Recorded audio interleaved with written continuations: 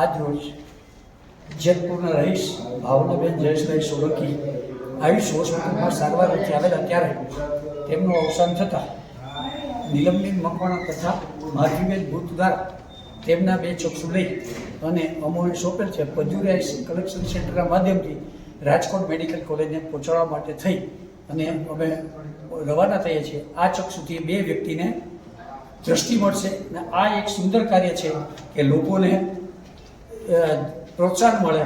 આ અર્થે હું ભાવનાબેન જયેશભાઈ સોલંકીના પરિવારને ધન્યવાદ આપું છું. આવી પ્રવૃત્તિ અવારનવાર તમારી જ્ઞાતિમાં થાય એ એક પ્રોત્સાહન માટે થઈ અને એમને ધન્યવાદ પાઠવવા. મેડમ આપ શું કહેશો?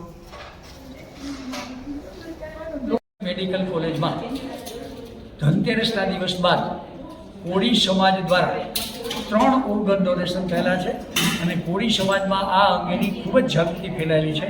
હું કોળી સમાજને આ બાબતથી ધન્યવાદ આપું છું. જ્યારે 3 વ્યક્તિના અંગદાનથી 6 કિડની અને 3 લીવર અને 8 ચક્ષુદાન મળેલા છે. આથી 8 ને 6 14 ને 2 14 ને 3 17 વ્યક્તિને નવું જીવન બક્ષવા માટે થઈને કોળી સમાજે જે ઉત્તમ ઉદાહરણ પાડેલું છે.